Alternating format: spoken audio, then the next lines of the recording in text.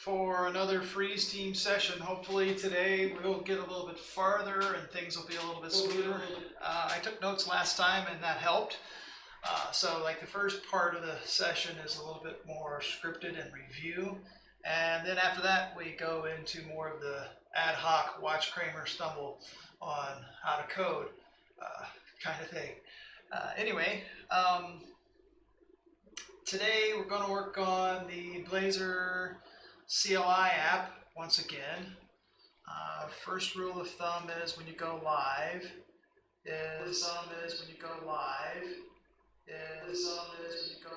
yeah, just test the audio and it seems to be working because I'm getting the feedback, and that's good. Alright, so let's get right into it. Last week we worked on starting this CLI, which I've got open here. Let me get that alive. 1 second. Okay, so we're going to start here first. Let's switch to scene, live scene. Okay, so this is the GitHub repo. I'll throw that in the chat. Not exactly sure how the chat runs on the YouTube, or even if it does, but I think it only shows up if I put my chat window on, which I typically don't do because it just takes up space and there's really very few people live chatting because it's 2 o'clock a.m. Eastern time right now. I do have a few people, Australia and so forth, that occasionally can tune in live, but most of the time people watch recordings. Anyway, so this is the repository that we're working on right now. I've pushed up some stuff since the last time. Here is where we were before. We were having some problems with capturing the tab key. And let's go to Twitter real quick. Actually, I think I've got it open here.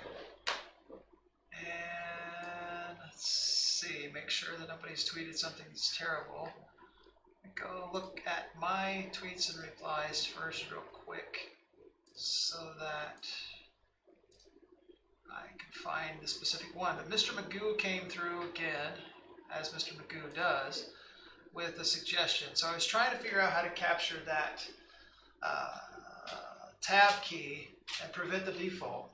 And basically you can't do it yet, which we concluded last week from reading. He sent me some JavaScript that we want to avoid. He does too, but currently there is no way to avoid. And we'll go over that JavaScript here momentarily. Let me find Mr. Magoo and the tweet, and I'll throw that up on the screen as well. I guess I tweet more than I thought. So,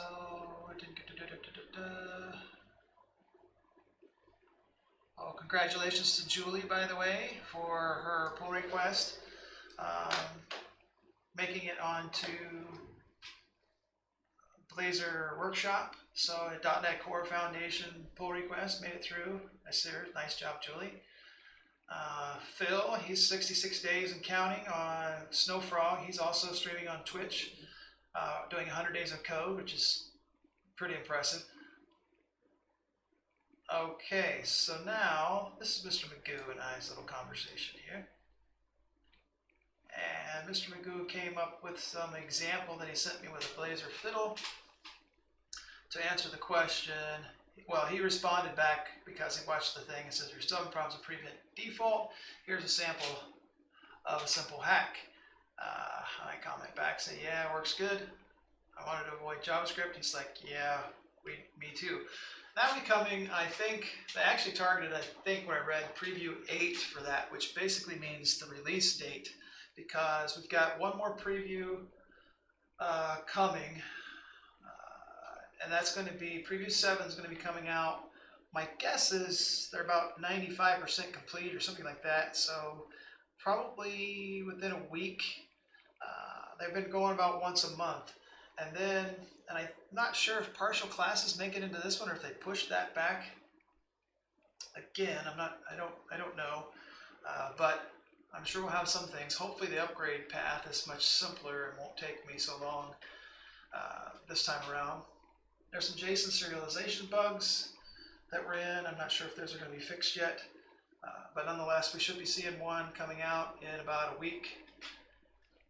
All right, so let's go take a look at the code.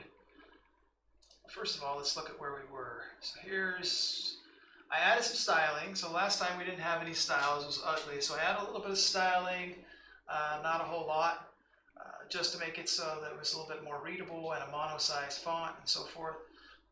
Excuse me. Okay, so you've got the console, we've got that. Let's go look at the code. Pull open the code, Blazor CLI. First, let's talk about, well, we can copy that. We've got an error here that's basically saying I can't find this XML file. I'll explain what that is in a minute and how to fix it. So let's go take a look at where we left Mr. Magoo and his solution. Mr. Magoo and his solution 2. All right, so we're trying to get the prevent default to happen, and we can't do that in Blazor yet. So we have to use some JavaScript. So the technique that he's using here is we've got this little array with a name PD, which totally doesn't follow my naming convention, so that needs to be fixed. But it stands for prevent default in this case, which is an array of keys that you want to prevent the default from happening on. So what happens here is this if statement says if the event that I fired says which key is in it. If this array includes that particular key, I know that seems weird to me, the which, but that's the way the event works, JavaScript. And if that's the case, then we're going to say prevent default, and then it's going to launch the dispatch another event for the keyboard event of key press, because we're handling the key press here, so we want it to pass through that event. So he relaunches a new event with that information in it, which is great, works fine. So we get the prevent default, and on key press now handles all the methods. Here's a little bit of style that I put on the thing. I shouldn't say a little bit of style. Styling can be a total pain. But anyway, I'm using monospace font here on the whole div. Outputs included. Text area, you have to reapply monospace because they call them cascading style sheets, but they're kind of sometimes cascading style sheets. This won't cascade from its parent. Text area is one of those that doesn't. God only knows why, but that's the case. Anyway, if you can't tell, I don't think that's be consistent. But nonetheless, that's the way it is. So I threw a little bit of styling on there, and now we should have something that's working. But I've done some more, because again, I don't want us to wait around watching me figure things out. So the trick that we're trying to do is from 2 sessions ago, we had our domain-specific shell, we had the time warp command line builder, which pulls in that system.command line and parses through all the mediator commands. So I've brought that code in. Here's the command line.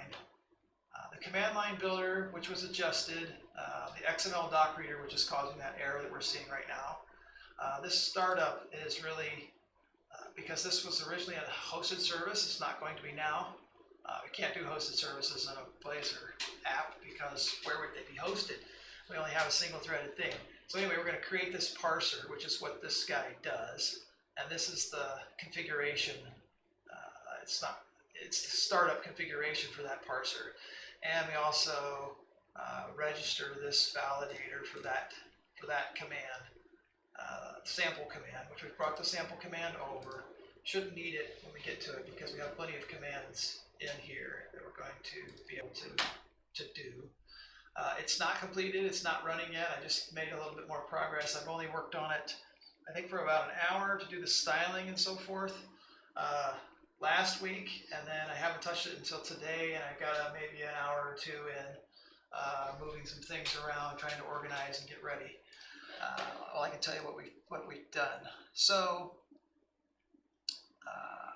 added styles, I created the repo, I copied the source up to the repo.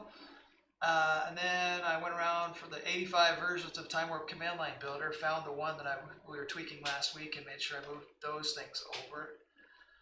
Added the System Command Line Experimental from the same thing that was in our domain specific here. So this added this guy in. I've also added in Fluent Validation into the client. I probably didn't need that, did I? Because I think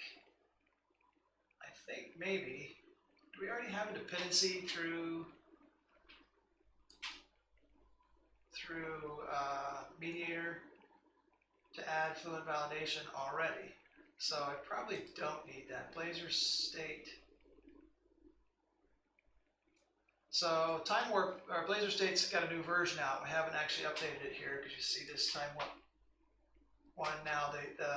The type support accepted my pull request and approved that. So now we've got an official release of this that we can use is 0.1.92. And so doing, I updated Blazor state itself. I don't know that I don't think I've updated the template yet. No, I know I haven't, but anyway, so that was some work for this week. I'm trying to think where in the heck the Fluent Validation would be. I thought that would have been automatically included, but maybe not. Nonetheless, it is now. So it makes me question whether I have that in the pipeline. And if I don't have that in the pipeline, then we'll need to register the pipeline handler so that we can add middleware so that it validates every command as we proceed through.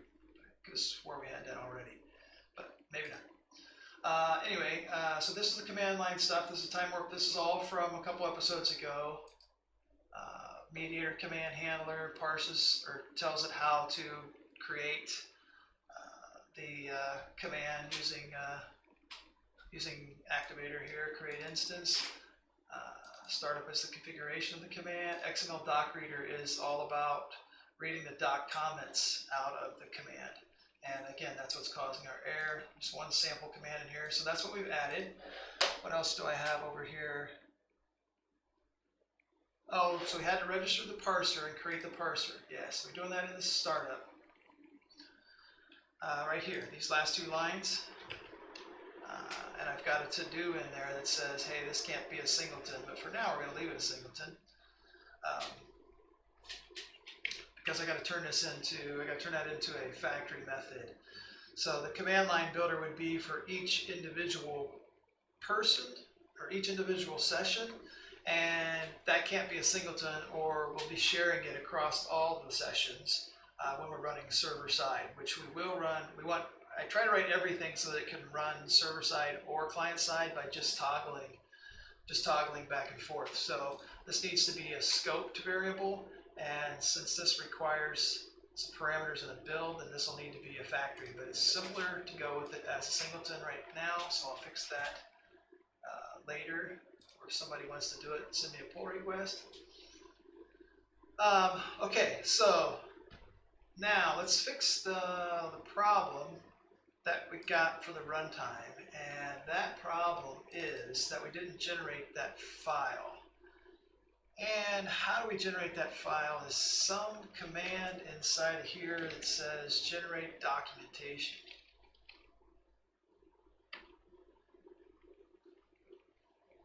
And I don't remember what it is off the top of my head, so I go back to my domain specific shell on the other screen that you can't see, and I copy it out of there, which it is documentation file. Which was my guess there. And then that should put it where I want it, I think. Target framework assembly name. So let's rebuild. I'm gonna stop debugging. Now, if I just told you to rebuild, you guess what my answer is on that. There's some setting someplace where I can tell it to stop asking me that and to always do the rebuild, probably. I've tried it before. It works sometimes, doesn't work sometimes. All right, so now it's going to complain for missing XML comments on all of my public items, and I think I've got that.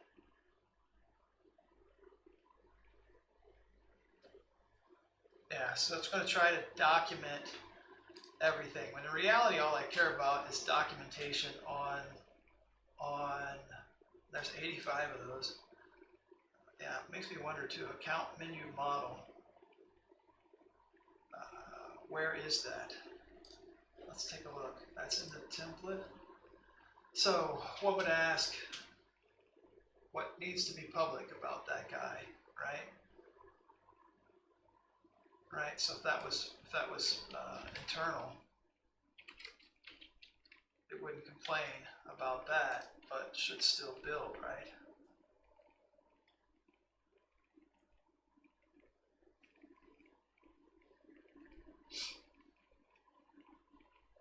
Yes. So get 19 errors, inconsistent accessibility. Yeah. So I guess that because it's a parent class, it's internal. This one here, these classes are all public. Is that the case? You're gonna have to look at the g.cs to see what they generate. So anyway, we undo this. We don't really care about the complaint as long as it's working. Missing XML comment. I wonder why I have that. I wonder why that's red and not. Why is it showing an error and not just a warning? I don't know.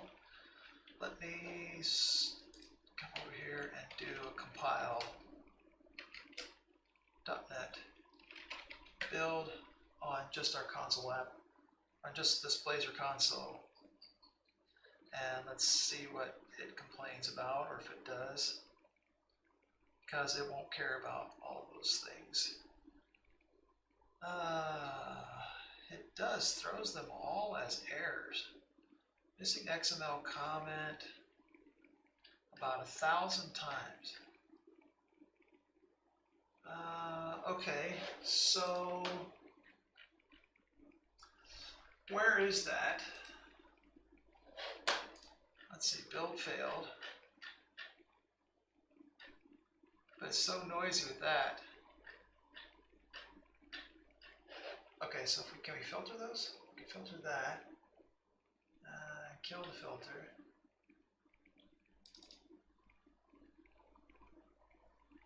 Okay, so I'm not sure I've upgraded this project then to preview 6 entirely. So let's see, where is this? Account menu, Razor. Oh, all of the template stuff is going to be complaining. See, all of these now have to be updated to @onClick. This is the beauty of being first. OnClick equals, let's do a look for OnClick equals quote. Control Shift find. Is that things change dynamically and we have to update every time. So let's go fix them all real quick. OnClick, that should be a @onClick. I think OnClick is the most common one. There's one, there's one, there's one, there's one, there's one. Okay, so now let's see what we get as far as build goes. I could have had those done. Not exactly sure how. I could have swore it built before, but it's not. Okay, so 0 warnings, 85 errors, but did we actually fail to build or just get all that noise? Okay, so let's look for the missing XML comment.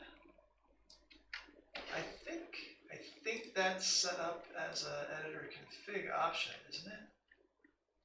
I should know, I've got a whole repo on those, but okay, so XML.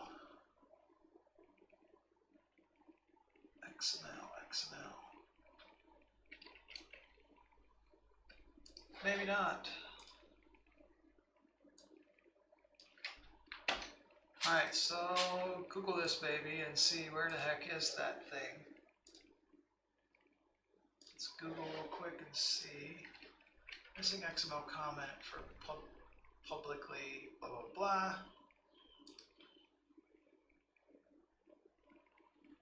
Fill the documentation comment. Well, yeah. Turn off the comment generation in project properties. Disable the warning in project properties. Disable the warning in project properties. Project properties build errors and warnings section. Suppress warnings text box. Add 1591. Okay, well, let's just try it through the. I didn't realize that was where it was. Let's try it through here. If we say, we can say suppress. Oh, we used to be able to say suppress. Suppress CS 151 in source. No, I want it to be the whole project. I thought you could pick the whole project from here. Go back over here.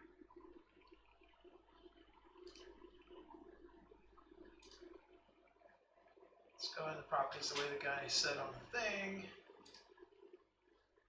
Build, output path, suppress warnings. What was it?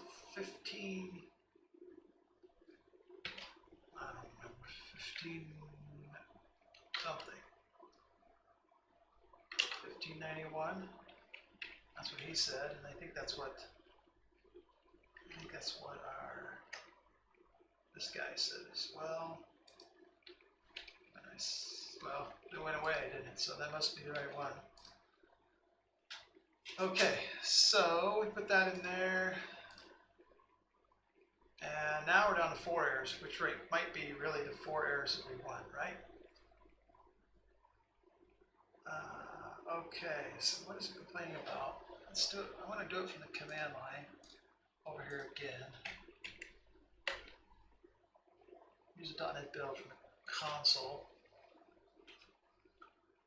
And it simply says build succeeded. I'm not sure why these things are complaining. Blazor CLI server, client integration tests, end-to-end tests. Say I can't find certain DLLs. Don't know why I can't find them. Okay, now let's fire this baby up and see how bad it really is broken. There, the errors went away.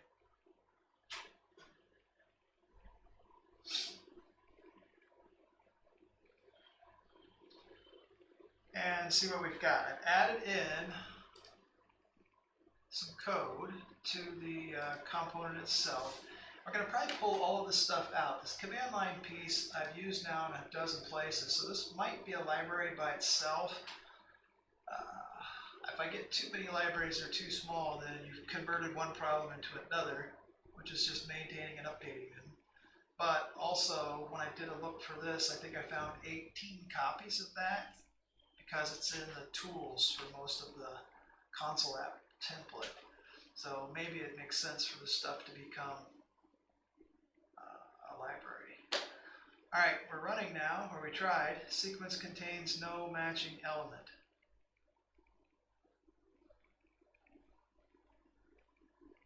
That must be our XML doc reader. Oh, blimey. Blimey. So now I'm going to push the error. I told it to ignore the error so I could get this far. But now it generates the file, but it misses the element. So if you said, and we want those elements because we remember way back when we started this thing that the documentation on those elements, the XML docs inside are what actually create the command line help for the items. So here, we have a sample request, and this documentation here, it's these triple slash XML doc type thing, is what gets shown up for the command line help. So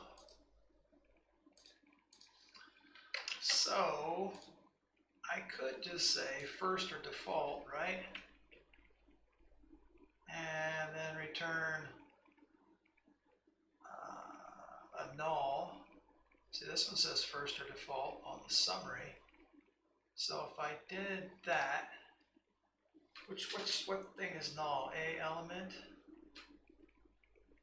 What's the exception? Let's look at the exception. Sequence contains no matching element. Yeah, so that must be the first, right? Because he's saying throw an exception if he doesn't. So if I say first or default here, and then member element would be that. XML summary could be equal to null. And that would be fine there, right? And then return summary, which is supposed to be a string. And I can return null here too. So when we get to nullable reference types, then we should be explicit and say this thing can come back null, or I could say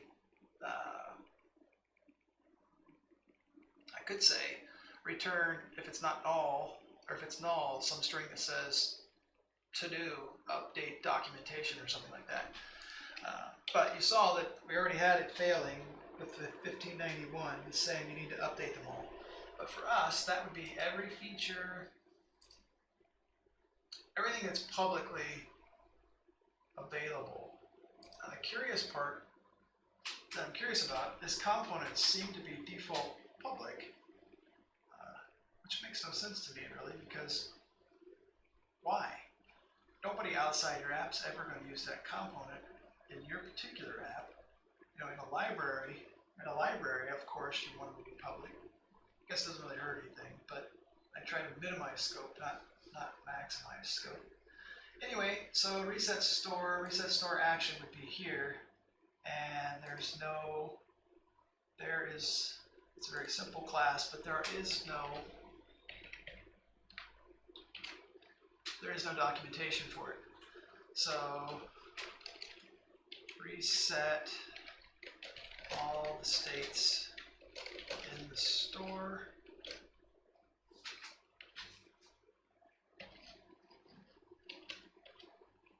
Close enough. Unless you need to go through every one of these items and add that information, toggle the menu between expanded and collapsed. Yeah, like that. Right? But there's a ton of them. Right? 50 of them, maybe. It's not only going to be that, it's going to be others. Let's try adding those to the one thing that we're going to use as our example here on that page, increment counter action. So let's document this one so we have something as an example. We'll increment the count and the amount passed. Okay, and then this is here. You can do this and say the amount by which you would like to increment or decrement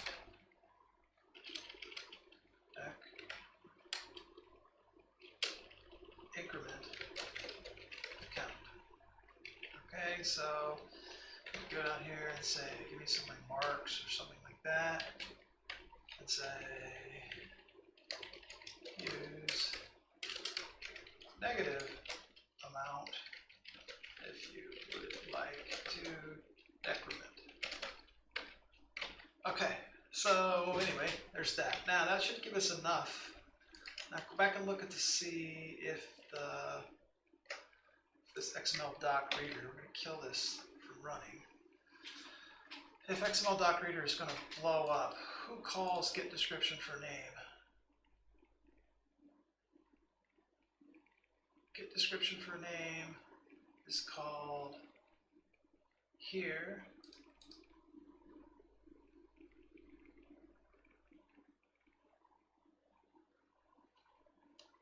With passed in a bunch of stuff and returns back a string for there.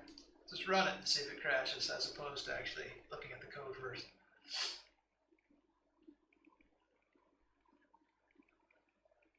We can easily enough make it return some default string of to do or something like that.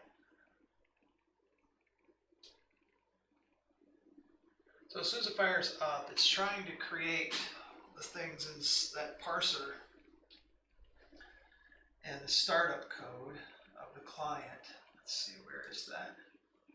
And remember, with UBS running, everything is slow on the machine, so it compiles really slow.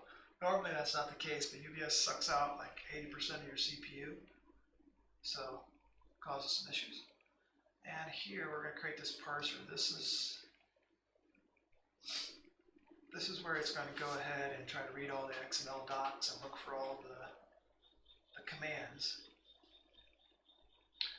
From the client side, I only want it to look for actions, but it's probably going to parse everything he knows about. So if he's running on the server side, it would, hey, there it runs anyway.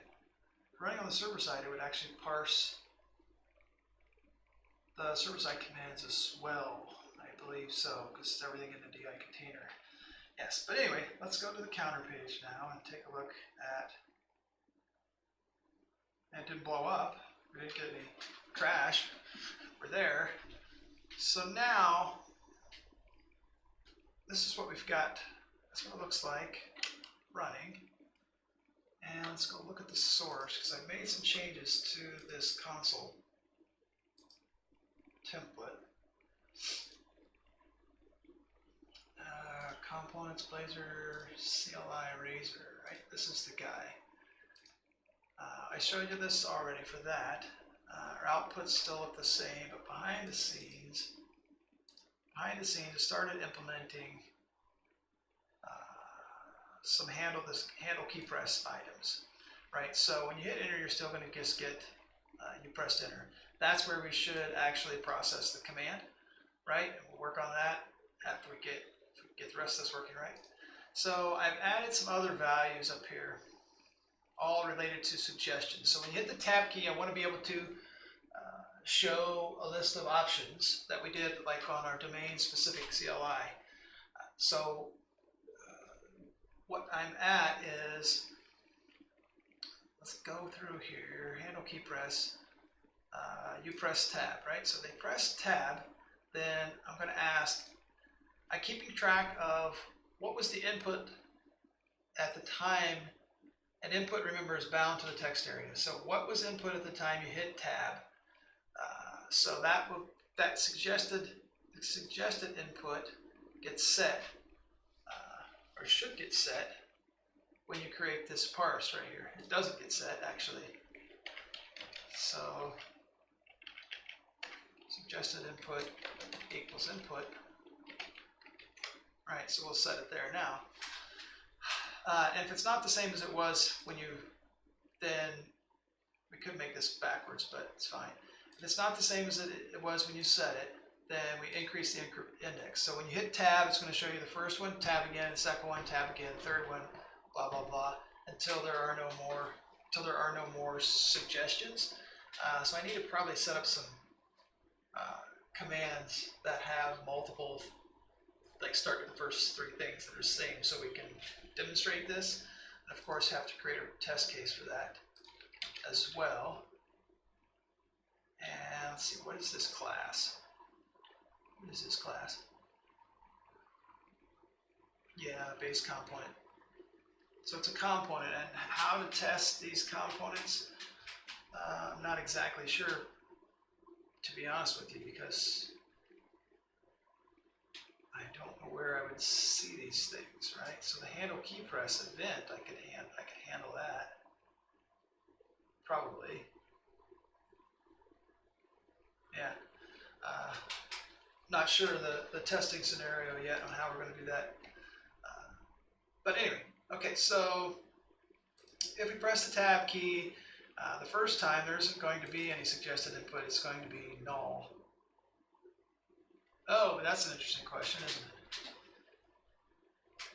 Wonder what. So you could hit tab the first character, right? And is that legitimate? What would your suggested input be? Well, suggested input's going to be empty first, or null, but text area will probably give me back a blank. And if that's the case, it wouldn't be equivalent, and it'll parse the suggestion and create it. So we'll test that in a minute. All right, so what do we do is when we're done, we have the suggestion index. This guy creates the parse result, take the input that you have, and offer you up suggestions. And convert those to a list. You have an index, you're going to start at 0, and then you keep track of what the input was before. And when you're done, you just say write the suggestion. Suggestion is a derived property from the suggestion list. And if there aren't any suggestions, you get nothing back. So right line of null, I don't think throws. I think it just doesn't do anything.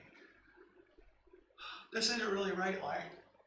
This isn't like right line, actually. It's this right here. So it's going to add a string, which is going to be null. So it'll create an empty. It'll create an empty entry, a null entry in your list of output. And that output is just used to display what goes to the top. So that's how this right line is working. All right, let's try it to see what the heck we get. Did I run it again? How did I end up on the counter page? Claims I'm running, but didn't I change this? I changed this, and we're going to put a breakpoint in here. And test the tab feature. So run again.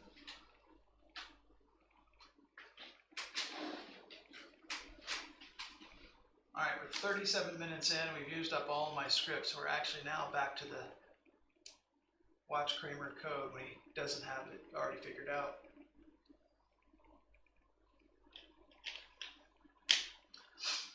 Which has been a challenge this week because I've been doing some expression tree stuff inside of Blazor, and I've got it to work. It should be a blog post coming out. It should have been out about a month ago, but I finally got back to it and got things working the way I want. So hopefully I'll have that out soon. All right, now here we go. Let's see if this guy, yeah, he gets past that, so we can inject that. Now, open up the window, please. Hey, guess what? I think it's going to open. Cortana's going to try to help. I think it's going to open on the right place. Maybe. Yeah, it opens up on the screen I'm sharing, which last week we could never get it to figure out how to do that. All right, so let's go over here and take a look. See, it says we're running server side, which makes me think it's going to parse a ton. So if I hit the tab key, we should hit the breakpoint because we're running server side.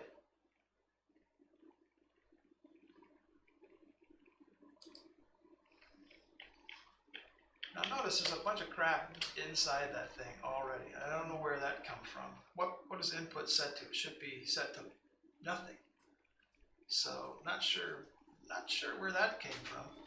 But nonetheless, let's see. If I hit the tab key, what happens? The answer is nothing. We got something blowing up. File not found. Could not find file. Blazor CLI.CLI. Client.xml. But that's if I'm running on the client side. Maybe I don't have it set. I have it set to run on the client side. It's trying to switch and crashes. Let's leave it server side for now. I hit Control S. You can't do that. Let's leave it server side and see what happens. If we can get this thing to run server side. Because notice that it's looking for a particular file, and how's it going to find that file? That file hasn't been brought down, right? So it's on a disk someplace, so I have to be able to distinguish between client side and server side and be able to parse that file. So maybe a build command that copies it into the www root or something like that. Nonetheless, we're running.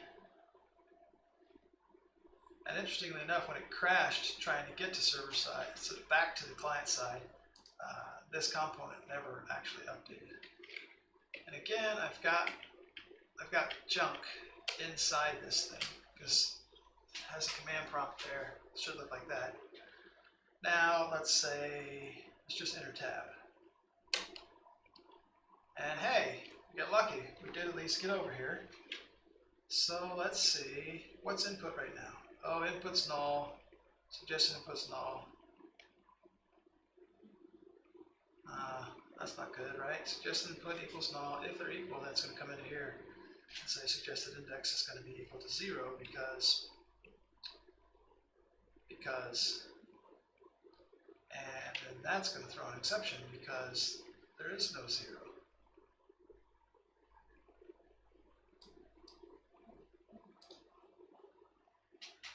Could cause an exception anyway, right? All right, so bug number 1 is suggested input equals null and input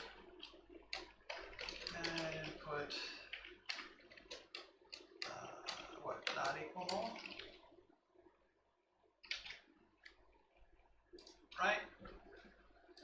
If we did that, now it's going to definitely come down here. This is what I'm trying to figure out. If this guy is going to work, and if we're getting our commands in, so we should be able to see a whole bunch of stuff in there. Basically a list of every command that it could find, which would mean, should be every iRequest implementation in the system.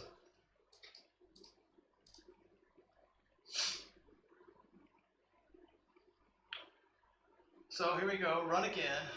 Our Dallas last week did an RDP into the box that he's actually building with. That way UBS wouldn't suck the life out of his compiling time. That's not a bad idea. I do have another system that I could easily RDP into and use that, right? Or I could throw one up on the cloud and RDP into that as well. But don't look for that to happen anytime soon, because a whole bunch of things on my to-do list. That's probably not going to make it to the top anytime soon. With my huge audience and all.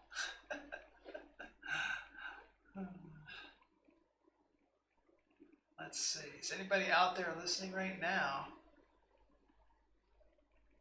Had 2, they're probably bots. Let's see who's in the room.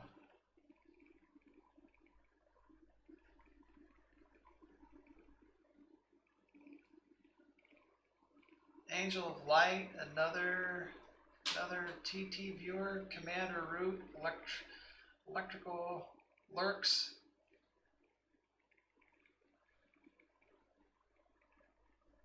Myself and TEYYD. Well, there might be a real user or 2 in there. By the way, I got a new follower this week. Thanks. It came in while I was not live. I just saw the email, and I don't know where that email is. Okay, so go to the counter page and let's go look at what we're supposed to be doing. I don't need to demo my ADD. We're going to fix this right here eventually, because I don't know where the heck that comes from. So that text area is bound to input, right? So why is it not empty? Yeah. So if we set on init async and set input, I mean, input's a string, it defaults to null. So why isn't it null? I don't know. Nonetheless, now if I hit tab here, let's see what we get. F10 input is equal to what? Input's equal to null. Okay, suggested input's this. It's just trying to show me the whole expression, wasn't it? Nonetheless, we're going to get past that. Now, this is where the magic happens. We wanted to parse the parse input and get a parse result. Parse result. Okay, so our suggestions come back. Oh, only 4. Okay, change route action, reset store action, sample, and the minus version, which is a default command. Interesting. Those are the 2 that we, why only 2? Or why only those 4? Sample I get, change route action, reset store action. Those are the ones that we just added. We just added XML docs for? Or what? So anyway, it should come back with suggested input's now going to be equal to input, which is going to be null again. So that's going to be, we're going to have to increment the count based on null also, if suggested. So this should be, instead of if input equals null, does not equal null, it should be suggestions is empty, or list is count less than 0 or something like that, right? Because we need to know, yeah, count less than 1. It's probably a better out for this.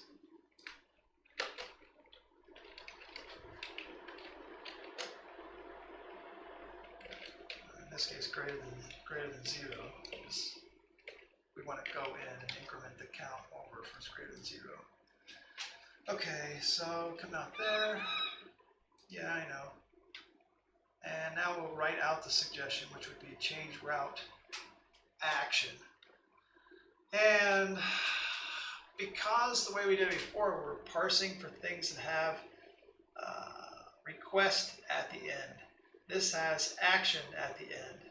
So what we really want to do is we want to change it to change route instead of just change route action, but we can live with that for now.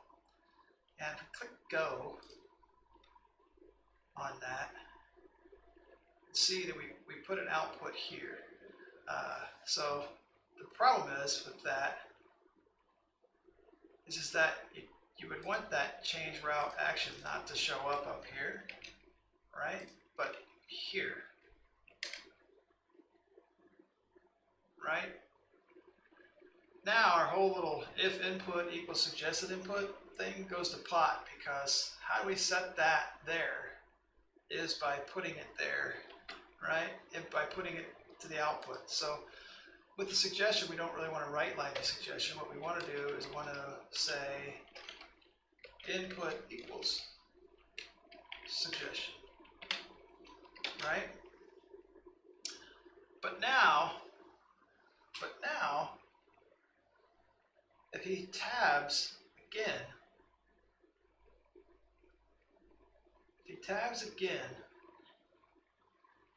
what you want him to do is to give you the next suggestion, right?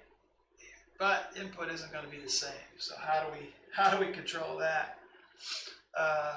The readline command that I'm using on the domain specific CLI handles that for us. Somehow or other. I don't know how he's doing either. I guess we could look at the source code and see how it manages it. So now I guess I need like a prefix. So if you type like ABC and hit tab, it'll give you all the things that started with ABC, right? So the suggestions would go up. Those suggestions. But if you hit a backspace or whatever, it changes it. So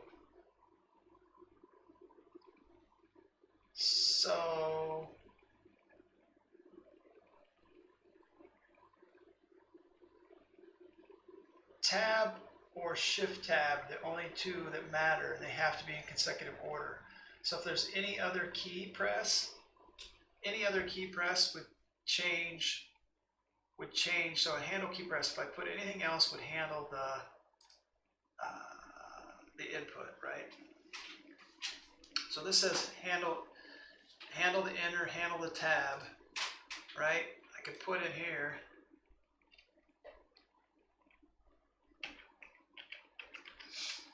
right here, whatever else we're going to say that the suggested input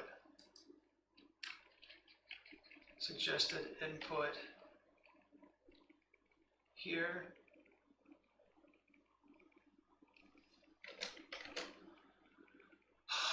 we set it to the input at that point, some other key, right, would be that, but we don't know. We haven't gotten, so we're setting it to the thing that we're telling it to not be the same to go look at, right? So that's a problem. So this shouldn't be anything to do with, you've pressed the tab key and then you come in here and it should probably just be nothing to do with the inputs, maybe. Just say, if you don't have any suggestions, go look. Right? If you already have suggestions,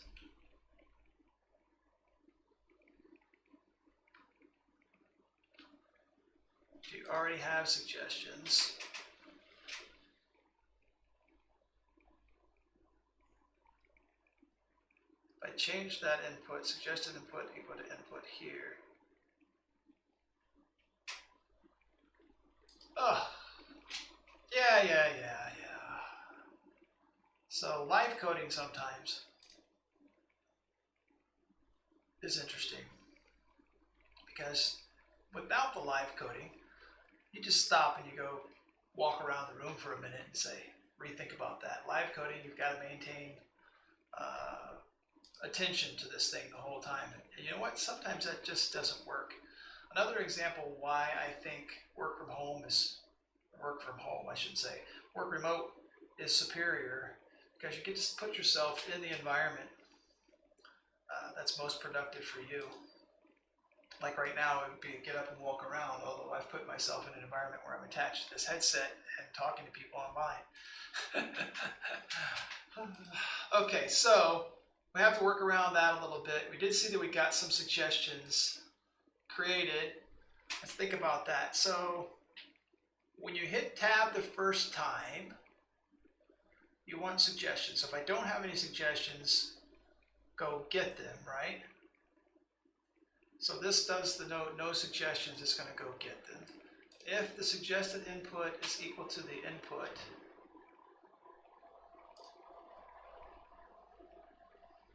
right? So suggested input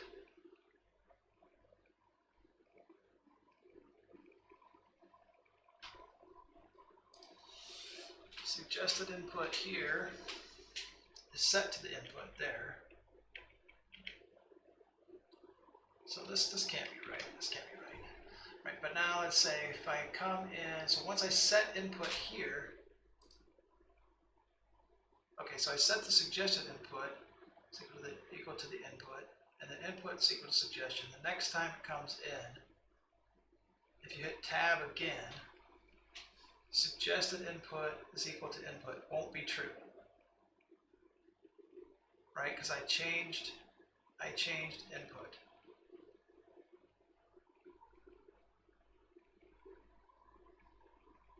It's like I need another placeholder for it.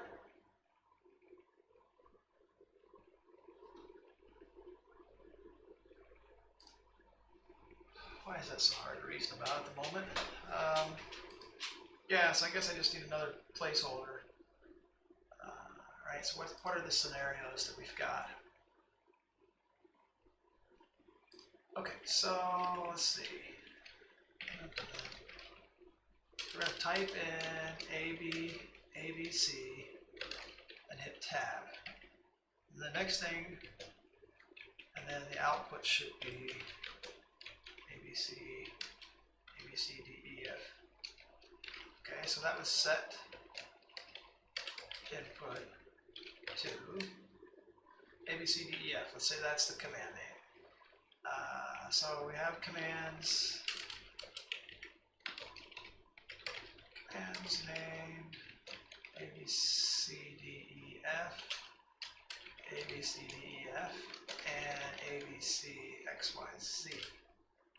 Right? So if you type A, B, C and hit tab, and set the input to A, B, C, D, E, F, because that's the first one, right?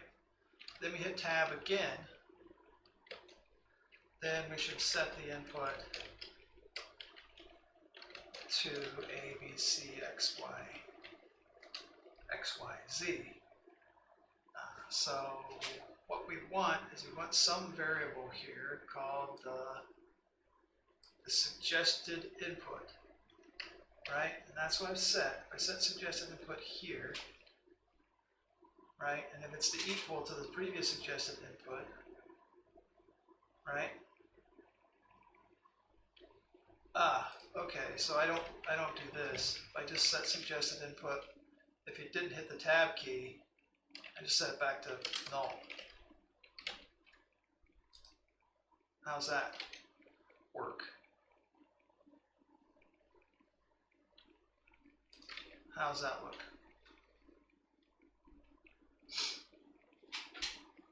Yeah, okay, so also curious as to why I only got those 4 to come in when I think I should have gotten a lot more. But we've got commands here. I've got a sample command.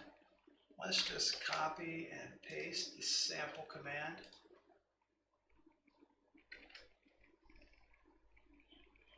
Do that easy enough. Okay, sample command copy. We're going to call it sample command 2. And then we're going to have name configured clashes. So we're going to come in and change everything to sample 2.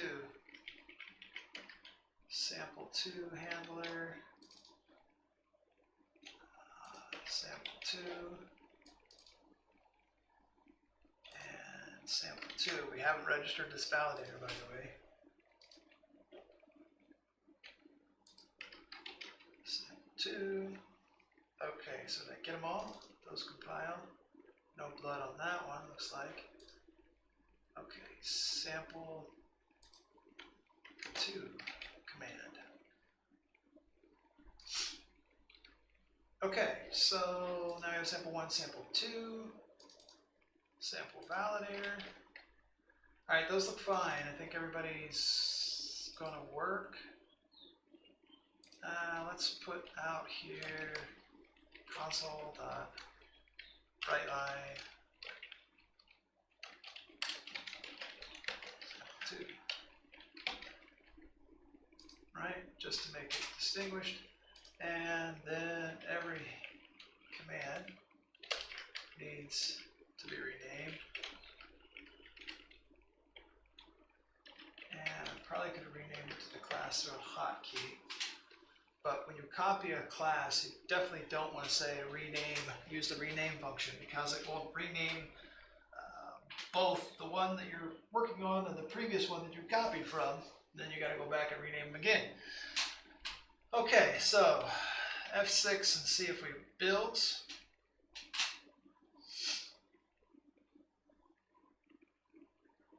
I think it will. Now it's be a question of whether we pick up the sample command 2 also. Now notice these commands are, these sample requests are named request and inherit from my request. What two commands did they show up? The routing ones, right? They were change route.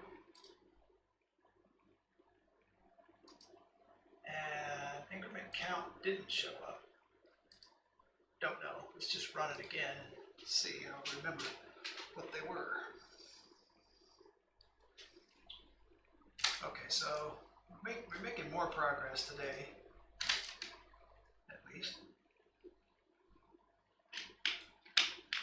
How long does it take to build a decent component? The truth of the matter is, it's been my experience, we all underestimate how long it takes to make quality, because even after we've got it done, we have to create test cases and so forth. And yes, test cases are important. Test cases aren't so necessarily important at the time that you're doing it, although they extremely help one build to an interface and do a whole lot of better practices. But later, when you want to refactor, test cases are immensely important so that you know you didn't break something. And that's where they gain most of their value, is to build the developer's confidence that we can just continue to, oh, let's try this, and all my test cases pass? Well, okay, that was fine then.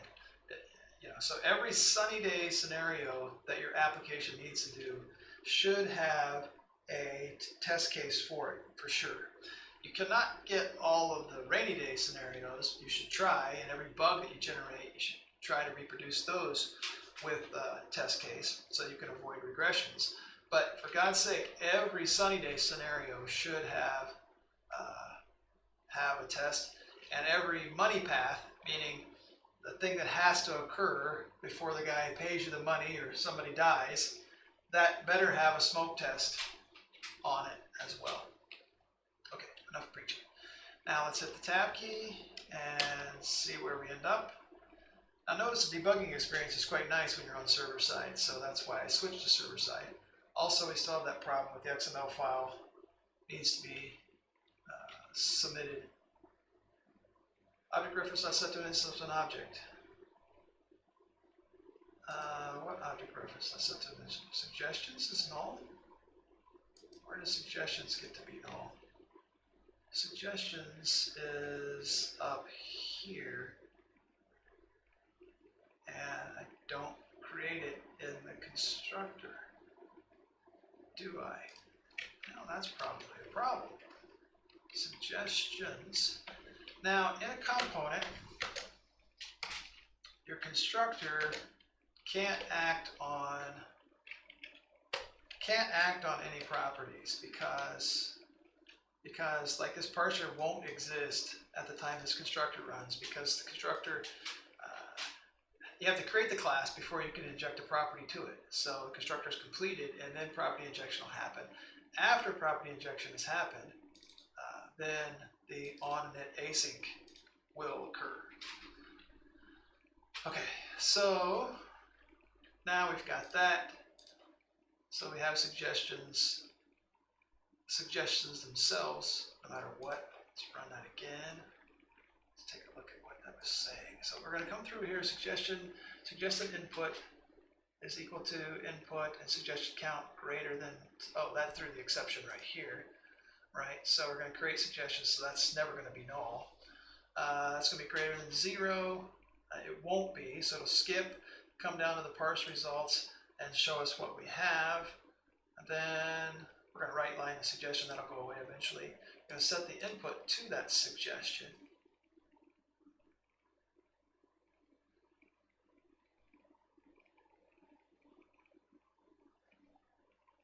And I just saw the error. Did you see the error too? You've probably seen it. Whoever's watching seen it weeks ago, maybe, on what's screwed up there. But I set the suggested input back to null regardless, and it needs to only be if not the tab key. So I'll fix that, which means we're wasting our time on this run.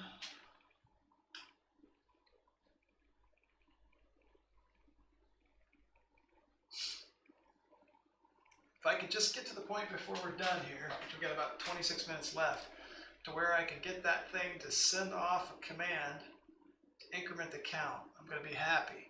That's my whole goal. So here's the tab key. We'll show you the problem. See right here, this needs to be else. This needs to be an else,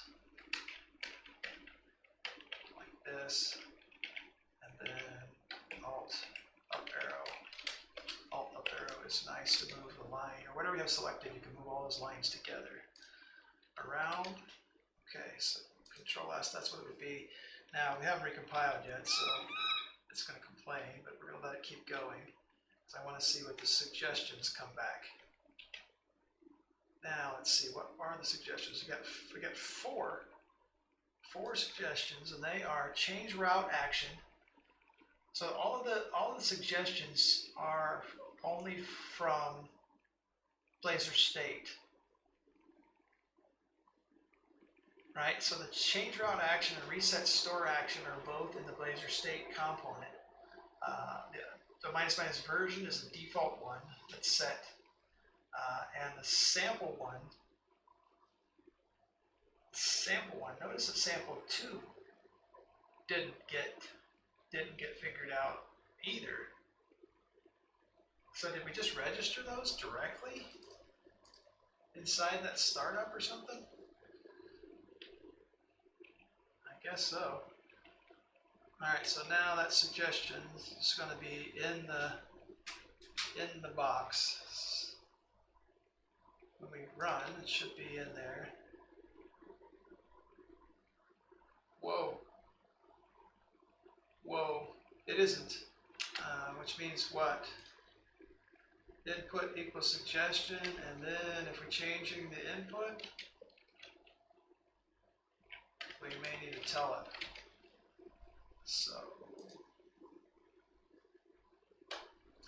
let's see if we can do two things at once if we're going to make it on this thing. Let's see. So startup on the command line startup. Configure services, add scope, iValidator, sample request, sample validator. That was just for the validator. Use help, use parse directive, use debug directive, use suggested directive. Okay, so time warp command line builder. We've gone down through here. Configure service. Let's see, what does it do? Service collection equals this. Startup. So he looks for the startup in this guy as well. Right? He does this. Then comes back from that. Says call configure. Does that guy, right? So you set up your services and you configure all these parameters on that system.command line. And then you say add mediator type of startup assembly. So that mediator goes through and pulls in all the stuff that won't be necessary inside of the Blazor CLI because we're already calling add mediator somewhere else. So it'll be interesting what we step on top of. Service provider equals build service provider. Because we're going to try to do some fancy stuff here. I'm going to say get the assembly type, location, replace DLL, XML path, and then XML doc reader. So notice that we're going to have, this is going to work server side because we can get the file paths. But we need, you took a dependency, you took an invisible dependency, which is what we tend to do. And that's why I like this concept of saying, don't think about your UI context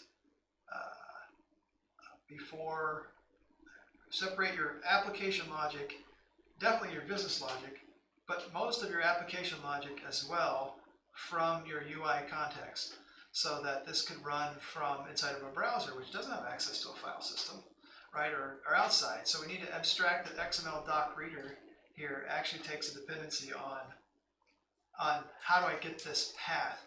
So, and I can provide it. I can provide that path through a file system when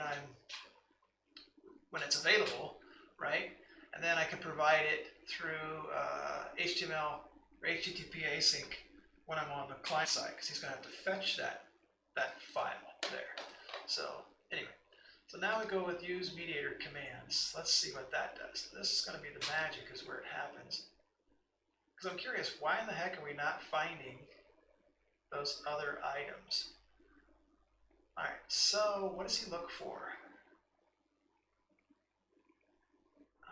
iRequest handler name.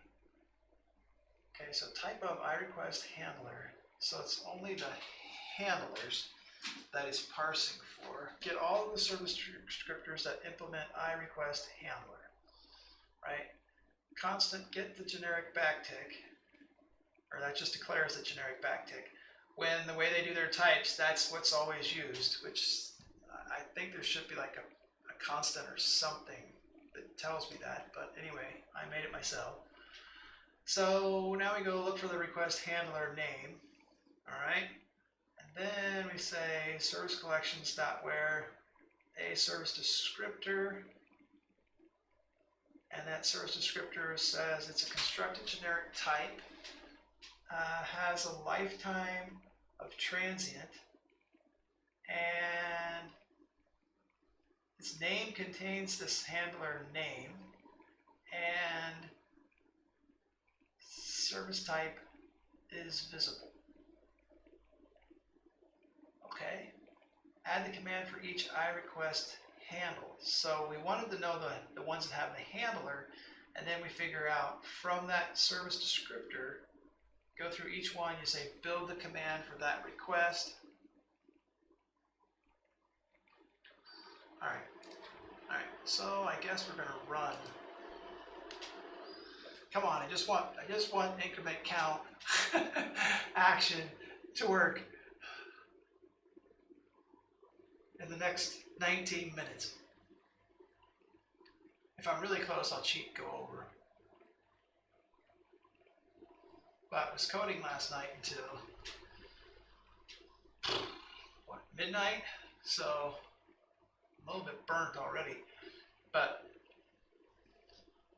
got a lot of things going on with Blazor that's coming out with new stuff.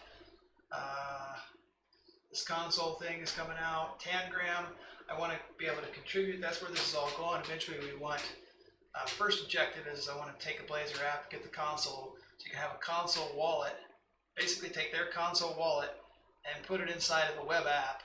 So that gives me a proof of concept. And then of course I can start to make better UI and user experience. And I'm also trying to promote the concept of separate your logic from your user interface and having a console inside of a web app. It's a pretty good example of how mediator commands will help you with that separation. So here we go. We're in this use mediator command. Let's see what we get. What do we have there? Member info gets the name of the current member. Yeah, that's it. What is the name? iRequestHandler backtick 1. So the iRequestHandler name. All right. So there, we're going to go look for everybody who implements iRequestHandler. Service collection where. All right. So how many did we get? Service descriptors. We're probably going to get 4, right? Results view. Oh, we're going to get the 3. iRequestHandler to reset store, sample request, and change route action.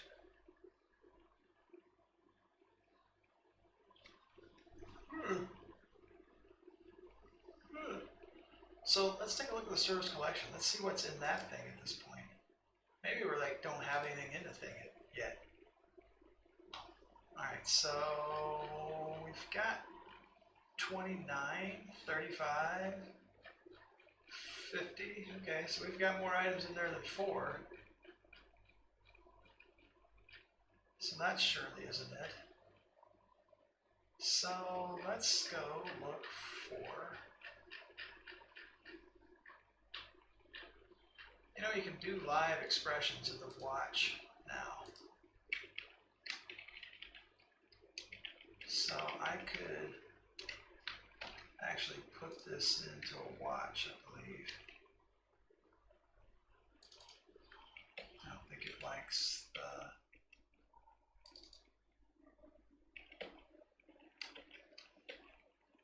what doesn't it like? Doesn't like the return character?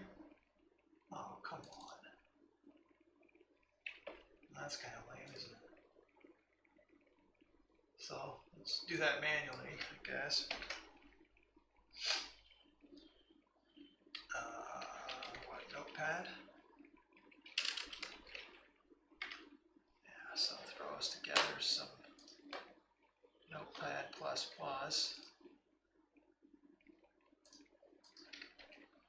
paste that all in and then get rid of the carriage returns.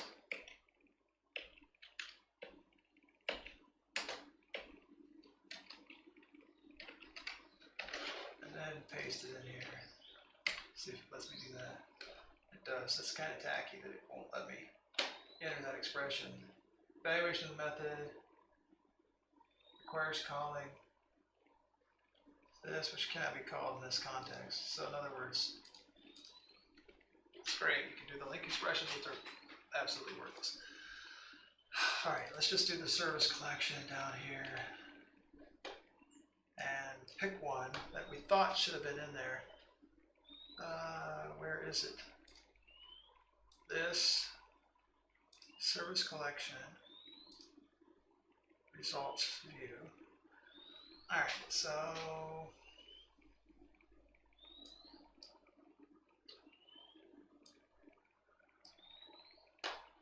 application lifetime, I host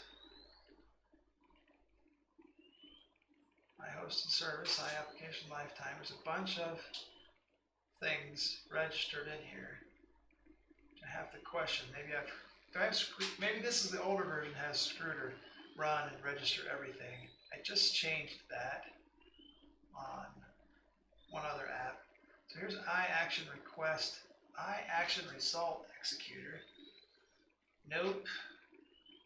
Yeah, so we can get rid of a bunch of this junk if we don't tell Screwder to register everything. We only register those things that we actually need. It takes a little bit longer to code. That's why I use the Screwder to just say, hey, go register everything you can make, please. HTML helper. But we want something with the name iRequestHandler, right? Where iRequestHandler. Let's see, where are we using that? Where the name contains this. So instead of beating ourselves up on this thing, let's just do this.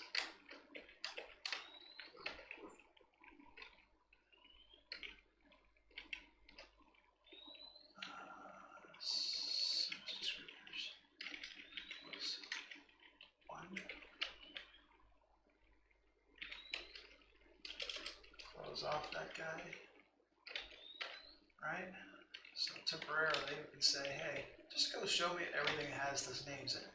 Just trying to figure out which one of these things is causing it to filter out the things that we expect to be in there. For example, there's a sample handler right there, which is an iRequestHandler, right? So that should have showed up, and then it should have documented the sample request, which I thought it was looking for iRequest, but it's not. There's no handler, that I don't care about it. So yeah, I don't know why I can't find that. It's not actually not even looking at the right assembly. Anyway, so this should help us get that far. Oh, we need to stop this guy because we just added code. Now let it recompile and run. We're down to 12 minutes. Not looking good. It takes 2 minutes almost to start the thing. 12 minutes isn't much time.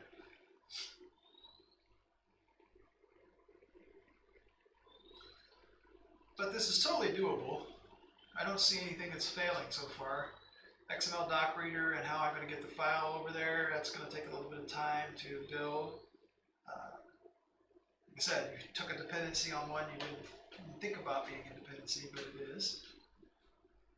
File system.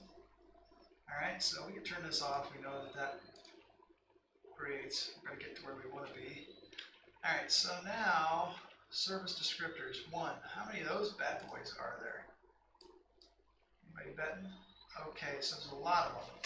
iRequestHandler of 2. Alright, so this is good stuff. Now, service descriptors 1. We're going to look at those results. And let's take one. Blazor CLI client. Sheesh, look at all that thing. Features, application, reset, store action. That's actually the one that it works. Blazor CLI client features increment count right there. So let's take a look at that one. Now, what is it in this other stuff? Is it constructed generic? and service descriptor lifetime equals transient. So lifetime is transient, so it's not the transient thing. Let's do this. Let's break that up a little bit more so we can see. Matter of fact, we should break this up according to my new rules that we don't prejudice against brackets. If they're on the same line, put them together, otherwise use them just like open squigglies. I know everybody's going to complain, but to me the logical inconsistency was driving me nuts. Once you see it, it's like, why does it make sense to dangle? It's the god awful terrible to dangle this like that. That would just be the sin.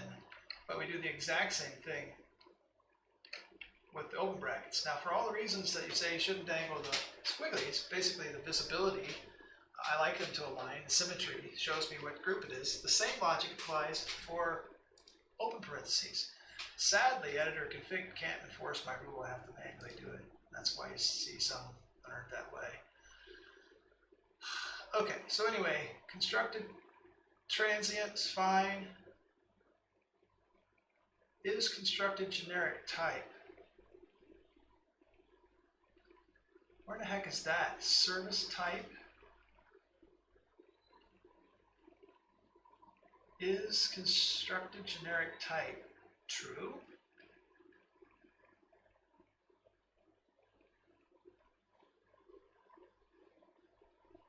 Well, the iRequest handler name part we already did. Is visible. Okay, so that service type is visible. I have to ask the question, what the heck does that even mean? Because that's the eliminating criteria is the is visible. Okay, so let's go look. All right, service type dot is visible. Got a bazillion of these we can use. Service type dot is visible. Service type is visible. Go in a C# thing. Help. Type is visible. Microsoft Docs. Gets the value indicating whether the type can be accessed by code outside the assembly. So why do I care, right? And that applies to .NET Core 3.6 preview just the same. Yes, so that is the distinguishing factor in the fact that I tell it to, because I'm trying to reduce scope on everything. So these actions over here on increment count handler is set to internal, right? So why do I have that requirement? Let's do this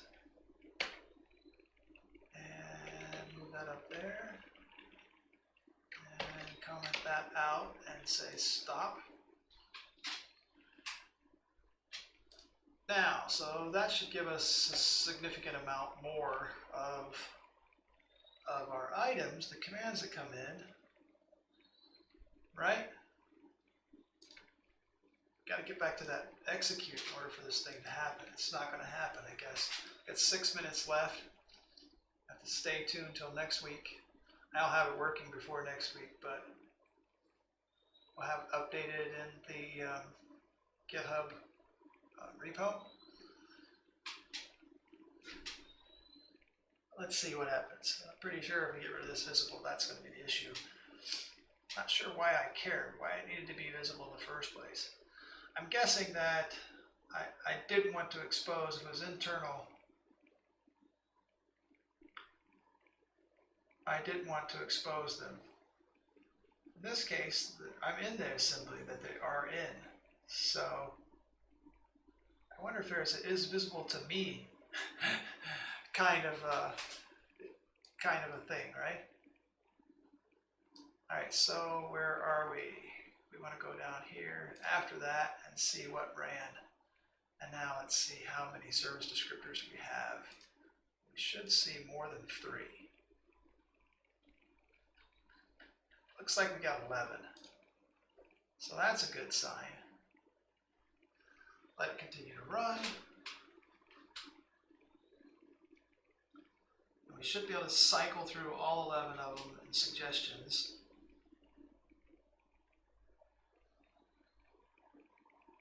With hitting tab, tab, tab, tab, tab. Run, run, run, run, run. Okay, counter. Ah, I gotta find that too. Where the heck does that get set? Garbage inside there. Maybe it's a bug, I don't know. But I doubt it. Okay, so now just hit tab. And that should pull us into here. Okay, now our suggested input is null, and our input is null. Our suggested count greater than 0, nope, it's not. So we're gonna go parse result. We're gonna get some suggestions back.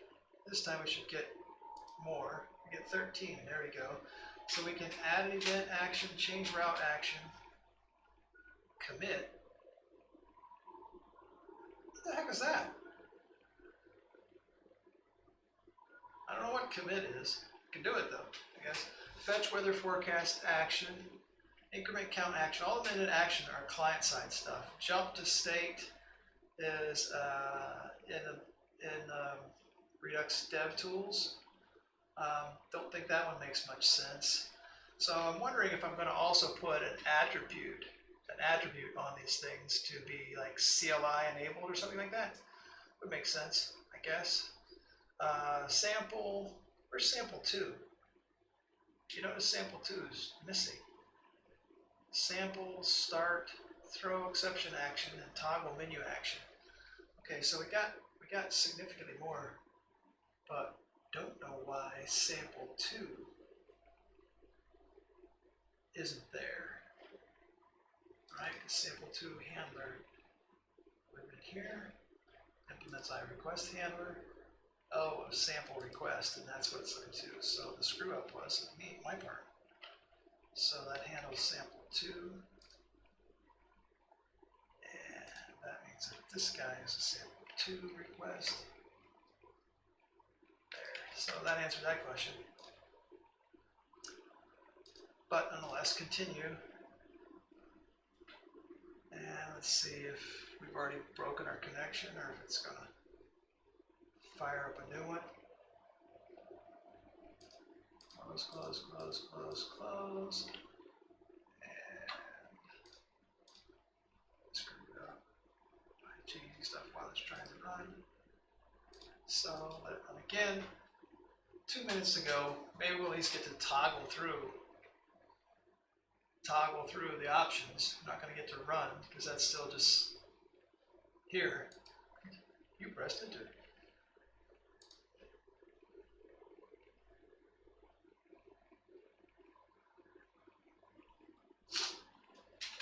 So it'd be pretty cool. I should be able to generate all of the events that the user can generate from the UI in the UI via console, right? Okay, so use mediator commands. We think we've got, I didn't check to see if that other sample 2 is in there, but I bet it is. And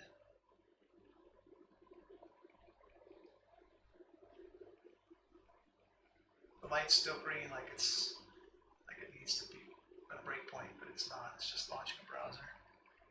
There it goes. Fire up. Come on, come on, come on. 1 minute remaining. Let's hope. I'm not going to hold my breath. All right, so there's the counter. I deleted all the stuff. I'm going to hit tab. You press tab. That's a good sign. The add event action got posted, but the text area input, the binding, what gives on that? We put the state as changed here. right? We put state has changed on that. So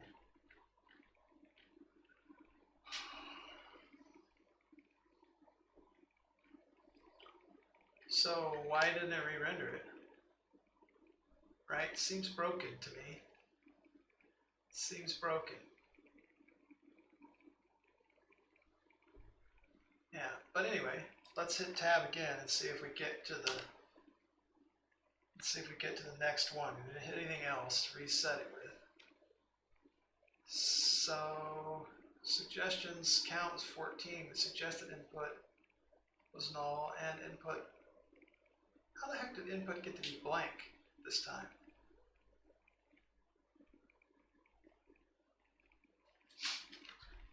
Was it blank the first time?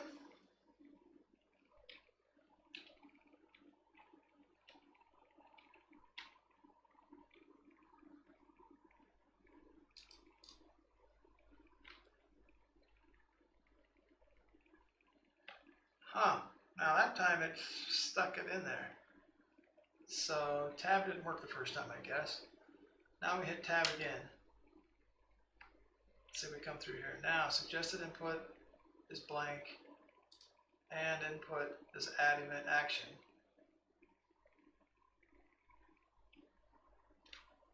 So it's going to come back again. Suggested input better be